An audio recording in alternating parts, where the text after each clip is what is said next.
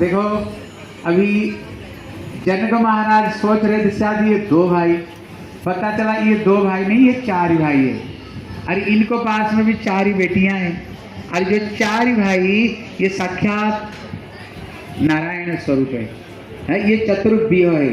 और इनके पास में जो चार ही जो बेटी है ना, वो साक्षात लक्ष्मी स्वरूपिणी। अभी चार भाइयों को साथ में चार ही बेटियों की शादी हो गई। पहले नियम क्या था, शादी से पहले कोई नहीं मिलते थे शादी से पहले नहीं। 4 दिन को बाद में फिर मिलन हुआ करता था। 4 दिन को बाद में हो गया, सब बैठ जा, कोई सामने खड़े नहीं होना, सब बैठ जा, सब चुपचाप बैठ जा। अभी अरे ये बामन देव बन गए। जितने सीता की सहेलियां थी, इन लोगों ने 4 बहुओं को बड़ा सुंदर श्रृंगार करके और इतने बड़े बड़े घूंघट खींच करके ले आए। और 4 भाइयों को बोले देखो तुम 4 ही भाई और तुम्हारी ये 4 ही बहुएं हैं। अभी छांट लो कौन किसका बहू है। अभी तो कोई किसको देखा ही नहीं, अभी तो कोई देखा नहीं। राम बोले सावधान, छोटे भाई का जो बहू है ना, कहते ये तुम्हारी बेटी की बराबर है। छोटे भाई को बोले बड़े भाई का जो बहू है ये माँ की बराबर है। अगर तुम अपना बहू को नहीं छांट करके अगर दूसरे बहू को अगर छांट लिया ना, समझो बेटी को बहू बनना और क्या करना, माँ को बहू बनाना। सावधान। अभी 4 भाइयों का पसीना पसीना बह गया। अभी तो पता नहीं कौन किसका पत्नी। राम को बोले बताओ तुम्हारी पत्नी कौन है। उनने बहुत सोच करके बोले ये मेरी पत्नी है।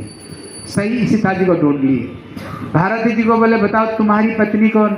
उनने सही ढूंढ ली, ये मेरी पत्नी है। लक्ष्मण को बोले तुम्हारी कौन पत्नी, वो सही ढूंढ लिया। और शत्रुघ्न को बोले बताओ तुम्हारी कौन पत्नी। 4 भाइयों ने एकदम सही छांट लिया। सब तंग सालियों ने। राम को बोले राम तुमको कैसे पता चला ये तुम्हारी सीता। बोले देखो सीता जी को मैंने 2 बार देखा। एक बार तो पुष्प वाटिका में पुष्प चयन करते समय, और जब मेरे गले में माला डाल रही तभी मैंने देखा था। 2 बार देखा था, इसलिए मैंने पहचान लिया ये मेरी पत्नी। भारत जी को बोले तुमने कैसे पहचान लिया ये तुम्हारी पत्नी।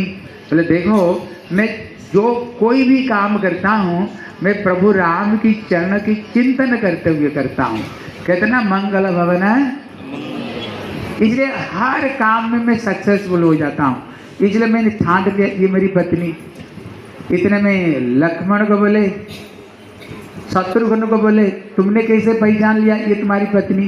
बोले देखो 4 भाइयों में मैं सबसे छोटा हूँ। मैंने देखा चारों में जो सबसे छोटी होगी ना ये मेरी पत्नी होगी, इसलिए जो सबसे छोटी थी मैंने बोल दिया ये मेरी पत्नी। लक्ष्मण को बोले तुमको कैसे पता चला ये तुम्हारी पत्नी। बोले भैया सीधी सी, तीनों ने जब तीनों को छांट लिया जो लगी वो मेरी है, वो मेरी है। बड़ी हंसी भी लगी हुई। बोले सियावर रामचंद्र की। हाँ अभी भगवान श्री वामन देव आ रहे हैं, फिर भगवान कृष्ण आने वाले, आज सारे भगवान जन्म लेने वाले। ठीक है, कहते ये देवता दैत्य में अक्सर करके लड़ाई हुआ करती थी। लड़ाई होने पर अगर देवता मरे तो मर जाए, अगर दैत्य मरे, इनका गुरु शुक्राचार्य वो संजीवनी मंत्र के द्वारा अपना चेलों को जीवित करते। इतने में देवताओं ने भगवान को पास में गए। बोले प्रभु हम अमरत्व को कैसे प्राप्त करेंगे। बोले समुद्र मंथन करो, लेकिन अकेले नहीं कर सकते हो, दैत्यों को भी साथ में ले लो। बोले दैत्य तो हमारे विरोधी। बोले देखो विपत्ति पड़े ना, शत्रु को भी राम राम बोल देनी चाहिए। अभी दोनों मिल करके समुद्र मंथन की और सबसे पहला हलाहल विष निकला। अभी पान कौन करे, तब श्री भोले बाबा को प्रार्थना किया।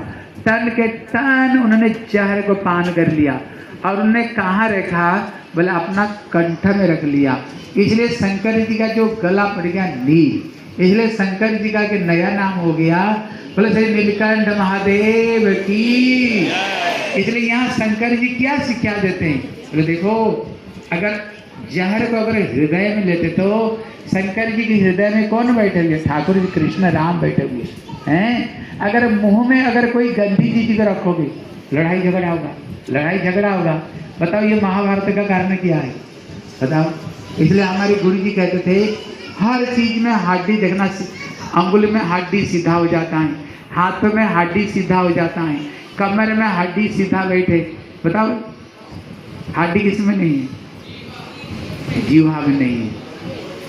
इसलिए देखना घर का जितने लड़ाई झगड़ा है ना, ये जीव से होता है, पता है कि नहीं है?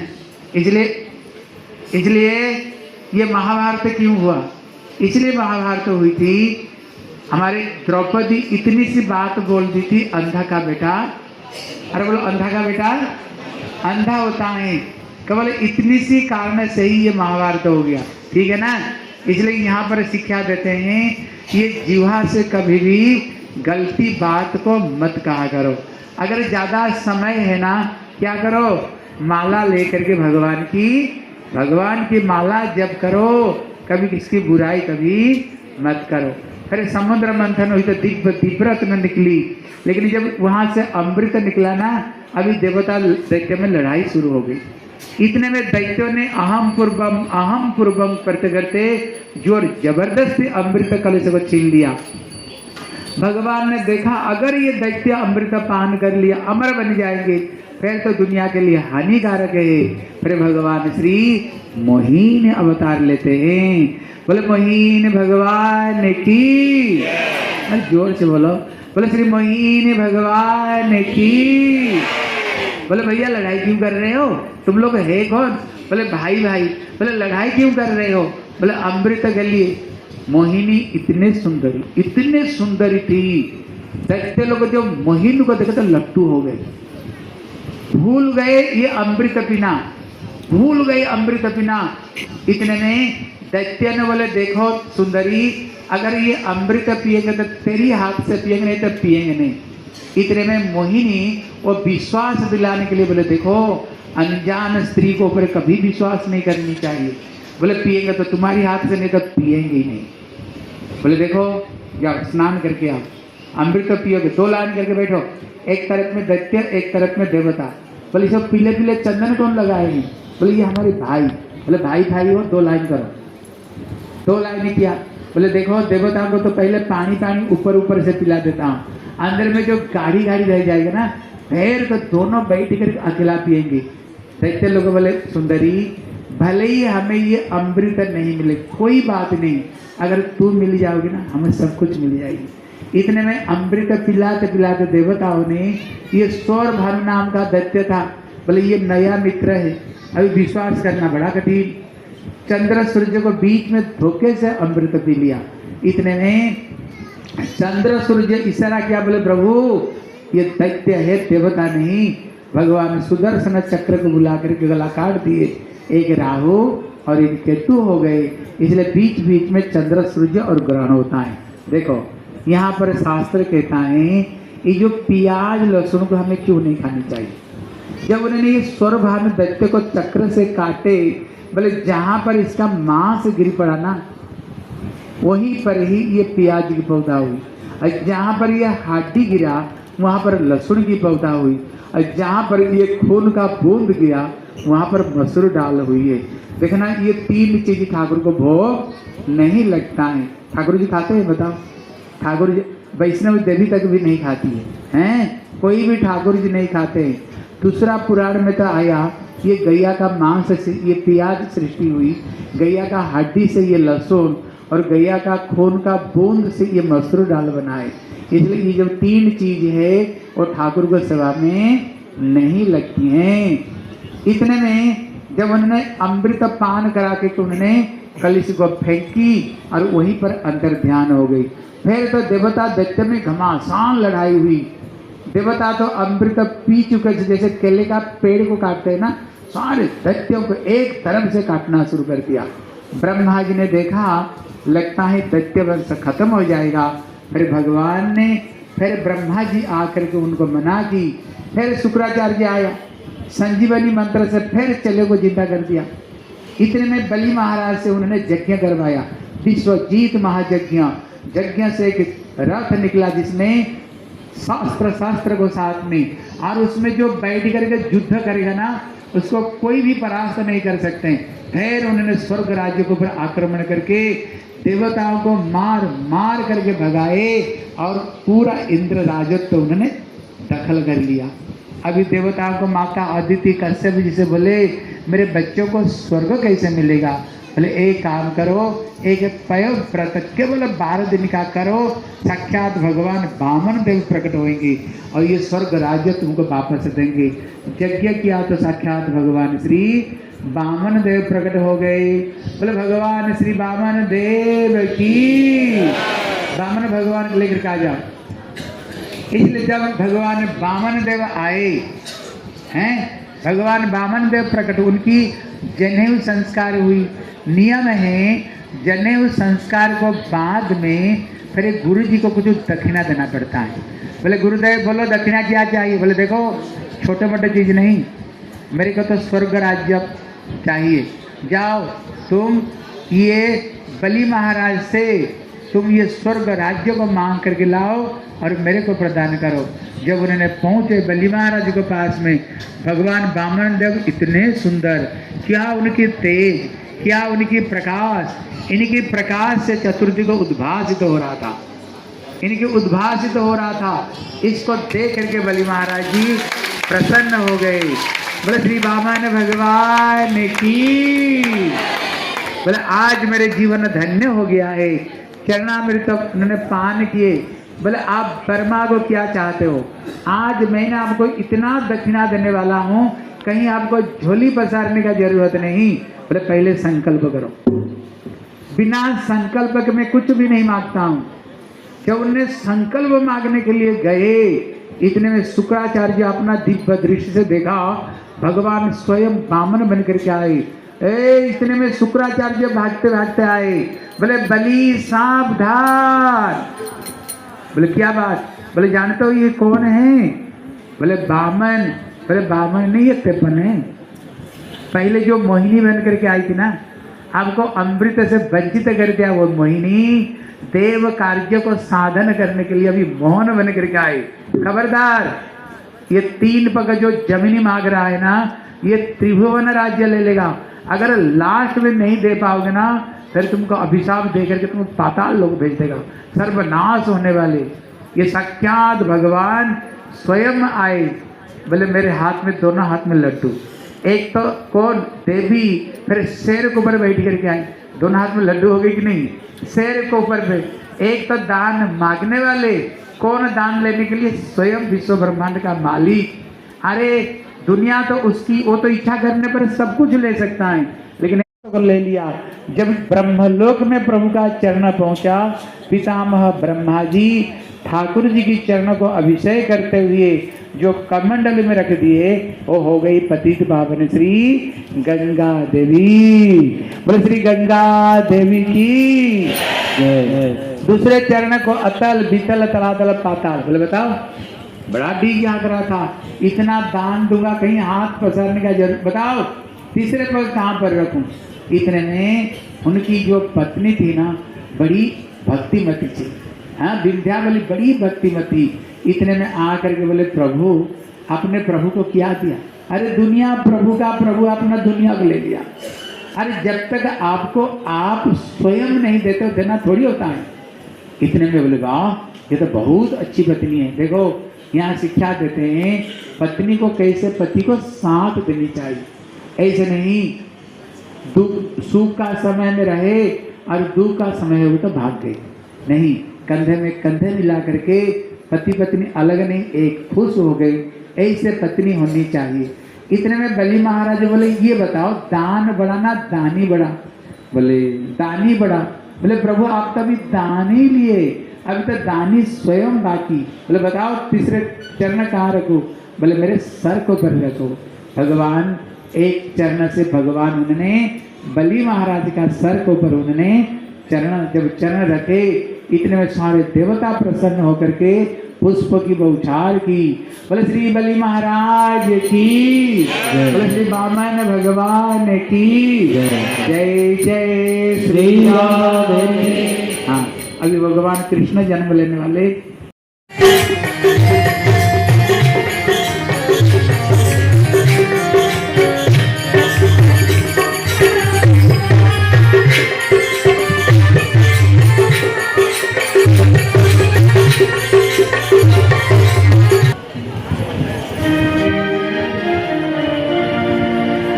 तन्मेन तस्मै शिवगे नमः।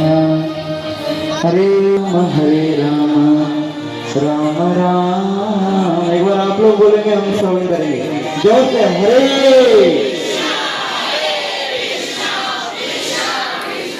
हरे हरे हरे राम। हाँ, हरे कृष्णा।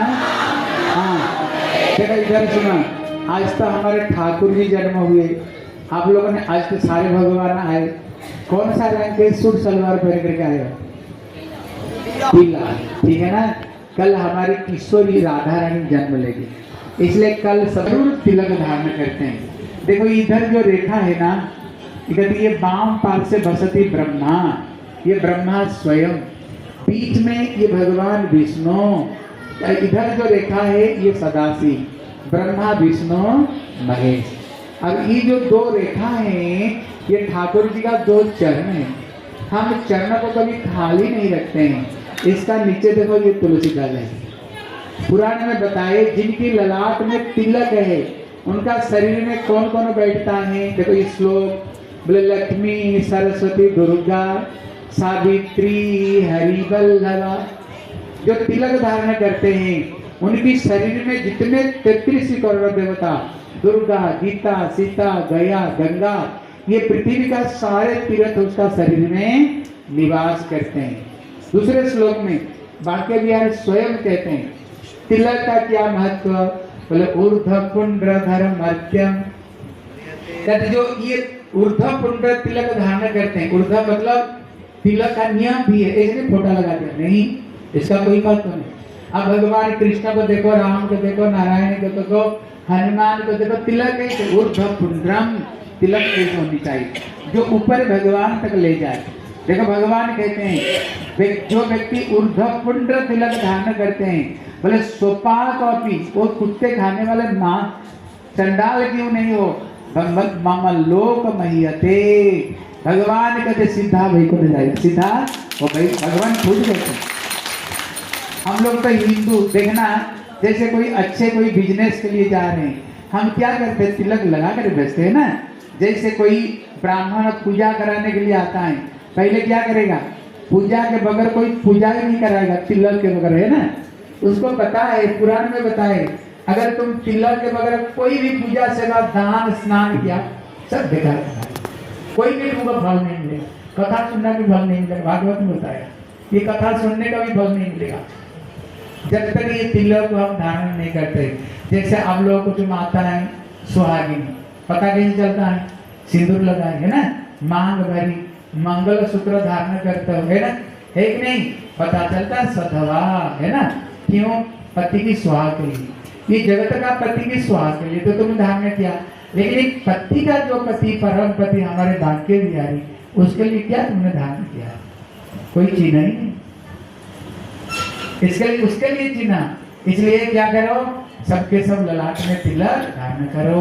और कहते कंठे त्रिकंठिका, गले में तुलसी की माला जरूर धारण करना चाहिए। ये जम स्वयं कहते हैं, ये तुलसी को कोई साधारण लकड़ी मत समझो। आप लोग तो सब हिंदू सब जानते हो। देखना उत्थान एकादशी का दिन सालग्राम को साथ में तुलसी की शादी होती है।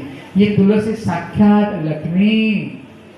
और भगवान जब ये जगत से गए, अपने आप को कहाँ रख कर गए, तुलसी पौधा में। हम कहते हैं ना वृंदावन चलो, बोले बांके बिहारी, बोले क्यों, वृंदावन, वृंदा मतलब तुलसी, वन मतलब वन, जहाँ तुलसी का वन वहीं पर ही बांके बिहारी, वहीं पर ही बांके बिहारी। अगर गले में कट्टी है ना, लक्ष्मी नारायण दोनों आपका गले में है।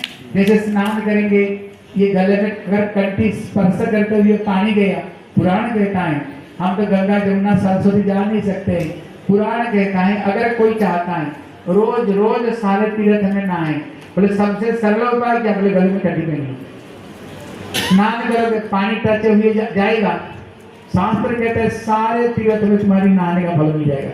घर में बैठ बैठ करके, फिर जब महाराज कहते हैं, बोले देखो कौन भक्ति करता नहीं करता पता कैसे चलेगा, बोले दो तरह के कुत्ते हैं। कितने तरह के, दो, एक पालतू और एक फालतू। कैसे पता चलता ये पालतू ये फालतू, आप देखना जो पालतू कुत्ता है उसकी गले में पट्टा बंधा हुआ रहता है कि नहीं? और जो फालतू कुत्ते बिना पट्टे के रोड में घूमते हैं, आप देखना पालतू को तो कोई मारता नहीं और फालतू को कोई छोड़ता नहीं। अगर हमारी गले में कंठी, ये कबीर कहते हैं, बोले कुत्ते हम राम के मोतिया मेरे नाम, कबीर की दुआ है। हम तो कुत्ते हैं, लेकिन किसकी कुत्ते हैं? राम की। हम बांके बिहारी की कुत्ते हैं। वो उदाहरण देते हैं, अगर कुत्ता के गलत राह पर जाए ना, माली क्या करता है? पट्टे को पकड़ कर खींच लेता है। ये कवि कहते हैं अगर कहीं हम गलत राह पर जाएंगे, हमारे माली की बांके बिहारी कभी भी हमें गलत राह पर जाने नहीं देगा। हमारी गल में जो पट्टे को पकड़ कर अपना चरण कर लेगा, अपना चरण धारण करेगा। तीसरा उदाहरण देते हैं, इसको समझो। जैसे एक सुहागिनी स्त्री, कैसे पता चलता सुहागिनी? मांग भरती है ना, मां सिंदूर लगाती है, मंगलसूत्र धारण करती है, शंखा सिंदूर आदि लगाती है। ये कौन है? ये सुहागिनी स्त्री। ये सुहागिनी स्त्री मानो जैसे कोई एक कामुक व्यक्ति, जब कामुक व्यक्ति जाता है, ध्यान से सुने, जब कोई कामुक व्यक्ति जाता है, अगर वो कामुक व्यक्ति अगर जो सर पर सिंदूर लगाए, मंगलसूत्र, शंखा, अगर कोई कामुक व्यक्ति अगर ये स्त्री को दर्शन करते ही उसका सर क्या होता है? झट दूसरे तरफ में चली जाती। क्यों? उसको पता चलता है कि जो स्त्री है ये ऑलरेडी किसकी परिणीता है, ये ऑलरेडी किसको साथ में शादी की हुई है। अपनी आप उसका दृष्टि, कुदृष्टि अपने आप सर पे जाती, घूमी जाती है। शास्त्र कहता है अगर किसकी गले में कंठी है, आप किसकी ललाट में तिलक की जो माया है, अगर ये देख लेता है गले में कंठी और तिलक, उसको क्या पता चलता है? ये ऑलरेडी बांके बिहारी की परिणीता है। इसका बांके बिहारी की परिणीता, उसका नजर अपने आप घूम जाती है। इतने महिमा, इसलिए आप लोग सबके सब कल में देखूंगा, सबके सब तिलक लगाए और तिलक ऐसे है। और ये जो तिलक है ना, ये गोपियों की चरण धूलि, ये जहाँ तहाँ नहीं मिलता है। ये द्वारका से ये तिलक आती है, ये गोपियों की चरण धूलि है। इसको लगाओ तो हृदय में हमारी भक्ति होगी। बोलो श्री वृंदावन बिहारी। बोलो आज जैसे सब धज करके आए ना, कल से किशोर जी जन्म लेगी। आज से भी कल सुंदर कपड़े पहन करके आओ, जैसे राधा रानी देखकर खुश हो जाए तुम्हारे घर, ठीक है? बोलो श्रीमती राधा रानी की, बोलो श्री कृष्ण कन्हैया लाल की। सर्वप्रथम गुरुपाद पद्मम ओम विष्णुपाद अष्टोत्तर श्री भक्ति वेदांत श्रीधर गोस्वामी गुरु महाराज चरण कमल में साष्टांग दंडवत प्रणाम करके उनके हित कृपा वांछा प्रार्थना करता हूँ। तत्पश्चात दोनों परम गुरु के चरण में आश्रय ग्रहण करते हुए निचला प्रश्न श्री भक्ति वल्लभ तीर्थ गोस्वामी ठाकुर चरण में साष्टांग दंडवत प्रणाम, श्री रामचंद्र जी के चरण में साष्टांग दंडवत प्रणाम, उपस्थित पूज्यपाद कृष्ण प्रभु अन्य समस्त वैष्णव सबके चरण में धन यथा जी के दंडवत प्रणाम स्वीकार हो। कथितो वंश विस्तारो भवता सोम सूर्यो राज्ञा शुभे वंशानां चरितं परमाद्भुतम्। अभी दसम स्कंद में सुखदेव गोस्वामी बात को जब कृष्ण कथा कहने की बारी आई है, एक ही श्लोक में संपूर्ण कृष्ण कथा को कह दिया। जातो गते पितुव्रता ब्रजमेधिकार्था हत्वा रिपुं सुतसनादि कृतोरुदार। कैसे भगवान जन्म लिए, कैसे मथुरा में लीला करके भगवान कैसे द्वारिका में लीला के, एकदम सारे कथा को एक बार में सुना दिया। अभी परीक्षित महाराज हाथ जोड़ करके प्रश्न करने लगे, बोले प्रभु मैं तो ये बैठा ही था कृष्ण कथा सुनने के लिए, आपने झटपट राम कथा भी सुना दिया और 1 मिनट में कृष्ण कथा भी। सब बड़े सुंदर रूप में, विस्तृत रूप में कृष्ण कथा सुना रहे। मथुरापुरी और मथुरा में धर्मात्मा राजा उग्रसेन रहते थे। राजा का ऐसा धर्म का प्रभाव था, चारों तरफ गो ब्राह्मण वैष्णव संत कीर्तन ये सब दिखाई देता था। लेकिन उसी मधुपुरी में, मथुरा में दुष्ट कंस भी था। कंस विचार करने लगा कि पिताजी तो गद्दी छोड़ नहीं रहे हैं। जबरदस्ती कंस ने पिताजी को लेकर के जेल में धक्का मार करके जेल के अंदर डाल दिया। खुद राजा बन गया, गो ब्राह्मण विप्र सबके ऊपर अत्याचार किया। पृथ्वी देवी बड़े दुखी होकर के गो रूप धारण किए हैं और सारे के सारे देवता मिल करके क्षीर समुद्र के तट पर भगवान को स्तुति की। भगवान बोले चिंता मत करो देवता, निश्चित रूप में मैं ये दुष्टों का नाश करने के लिए, धर्म का स्थापन करने के लिए निश्चित रूप में मैं आऊंगा। ब्रह्मा जी सारे देवता को आदेश दिए, जाओ देवता लोग यदुवंश में जन्म लो। सारे देवियां देवता सब यदुवंश में अपने अपने स्थान पर जन्म लिए हैं। अभी कंस ने एक समय देवकी और वसुदेव का विवाह उत्सव करके खूब दहेज दिया। सोना चांदी घोड़ा हाथी जो देश दिया जाता है, जिस उससे भी अधिक से अधिक दहेज देकर के विदा कर रहा था। और शुभ विदाई के समय पर इसके मन में इतना भाव उत्पन्न हो गया, कंस स्वयं जाकर के सारथी के रथ के ऊपर बैठ गया और कहने लगा कि मैं चलाऊंगा रथ। अब जब रथ चलाने लगा, दुष्ट प्रवृत्ति को देख करके देवता लोग कहने लगे अभी दिखाते हैं। देवता लोग आकाशवाणी किए, रे दुष्ट कंस, जिस देवी को तू रथ में लेकर के जा रहा है, उस देवी का अष्टम गर्भ का संतान तेरा काल बनेगा।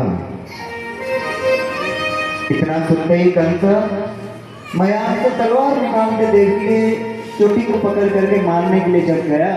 वसुदेव महाराज साम दाम दंड भेद 4 प्रकार से कंस को समझाने की कोशिश की। समझाते थक गए, लेकिन कंस ने सुना नहीं।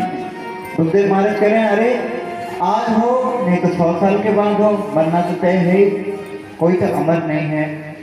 मृत्यु जन्म बताम बेराम देहनाश जायते अद्यवाद शतां देवा प्राणि वै मृत्युनां ध्रुवम्। बहुत समझाने पर नहीं समझे तो शपथ करके कहने लगे मैं कभी जिंदगी में झूठ नहीं कहा, इसलिए मैं सत्य कह रहा हूँ, एक एक करके सारे पुत्र ला के दे दूंगा। देवता लोग आकाशवाणी किया था, देवकी गर्भ के संतान तेरा काल, देवकी तो काल नहीं, देवकी को छोड़ दो। फिर भी कंस ने कारागार में बंद कर दिया है। प्रथम गर्भ के संतान जब उत्पन्न किया है देवकी ने, वसुदेव महाराज लेकर के गए तो कंस में के मन में दया आ गई। कंस सोचने लगा कौन सा पिता अपने संतान को मारने के लिए ले आ जाता है। मान गए वसुदेव महाराज, मान गए आपकी सत्यता के ऊपर। अब निश्चित ही मुझे यकीन आ गया कि अष्टम गर्भ की संतान ऐसे ही ला के। अब तो पहले गर्भ की संतान जब छोड़ दिया, नारद जी थोड़ा करके कंस का कान भर दिया। तो देखो देवताओं के चाल, पता नहीं ब्राह्मण अवतार में पता नहीं कैसे ब्राह्मण बन करके आ गए, कभी छोरी बन जाते हैं, मोहिनी बन जाते हैं, पता नहीं देवताओं को क्या नाटक। कंस ने नारद के द्वारा प्रेरित होकर के एक एक करके 6 संतान को मार दिया। सप्तम गर्भ जब हुआ है, सप्तम गर्भ में दाऊ दादा आए हैं और श्री बलदेव प्रभु की जय। दाऊ दादा को जैसे गर्भ में आए, कारागार पूरा उजाला उजाला हो गया और सिपाही लोग भाग करके जाकर कहने लगे महाराज आज से पहले ऐसे अपूर्व शोभा देवी का नहीं हुआ।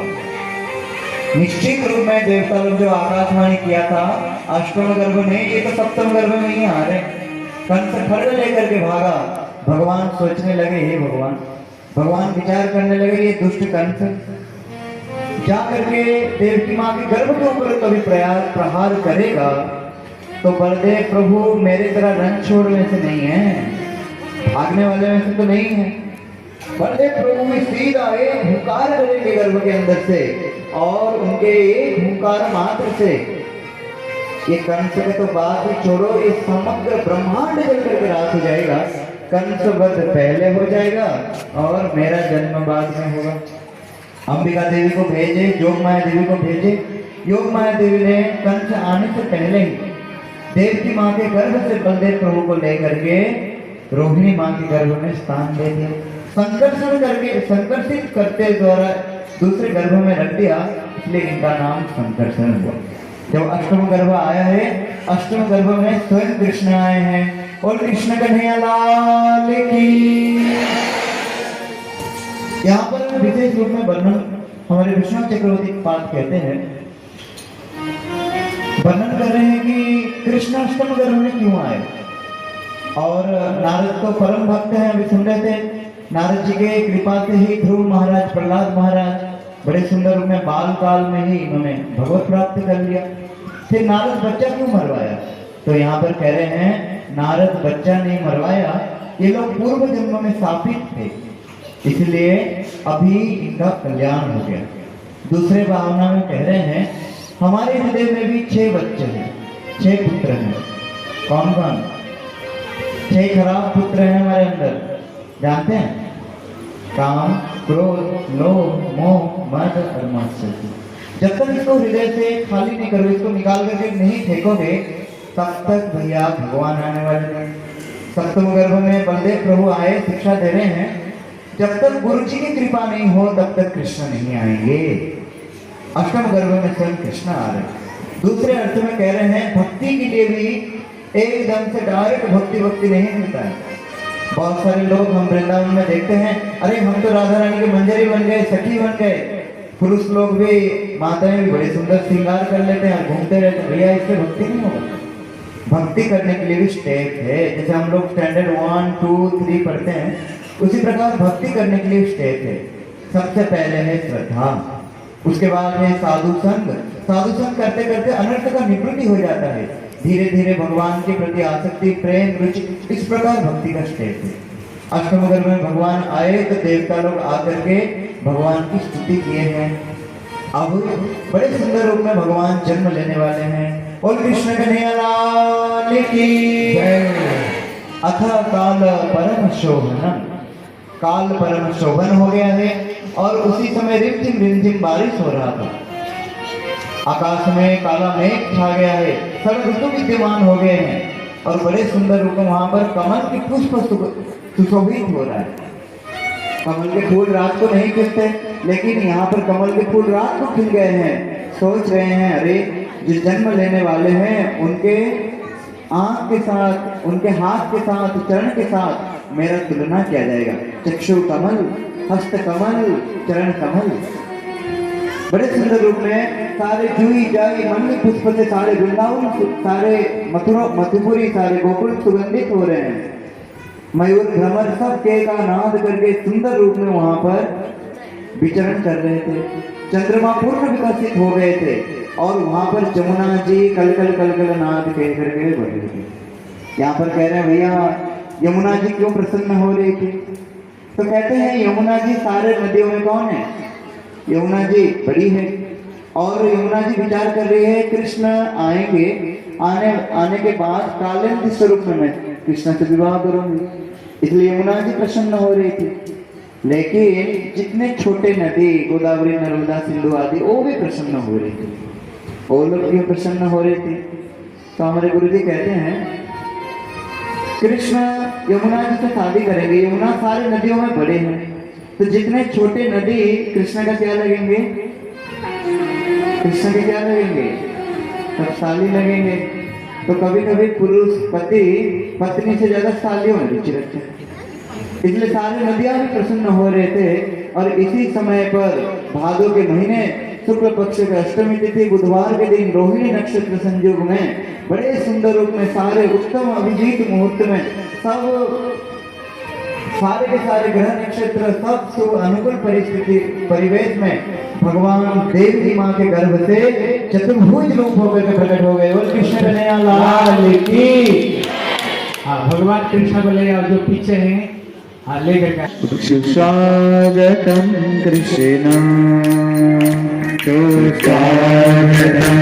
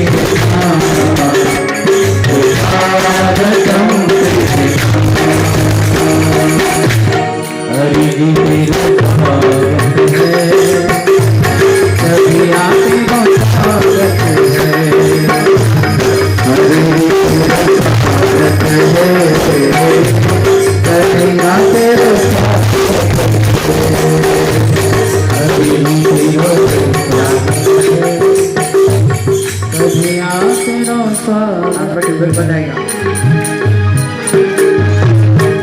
तो सखी चलो नंद के द्वार आधार लाला के दर्शन करिया मैं सखी चलो नंद। हरे कृष्णा।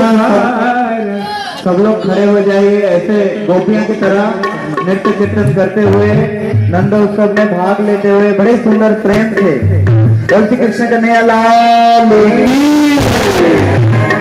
और सभी चलो नंद के द्वार आधार लाला के दर्शन करिया मैं सखी चलो नंद के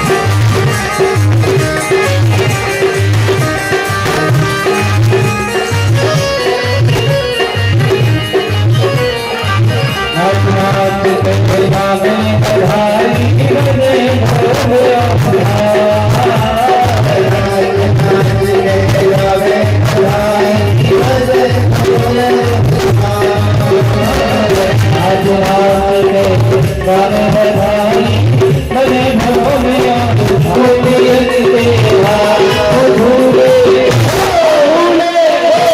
भूले बदनामे बधाई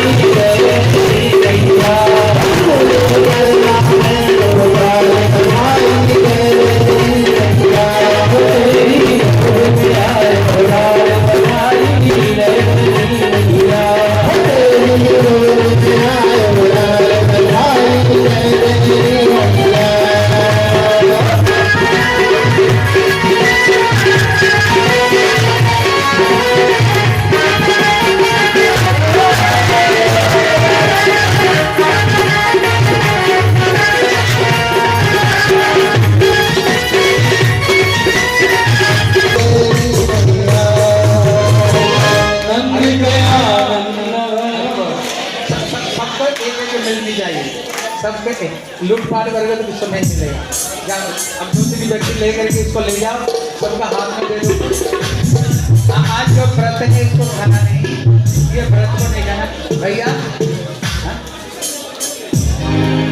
ये है ना, ये यहाँ पर जो खिलौना है ना, खिलौना को गेट में खड़े हो जाओ।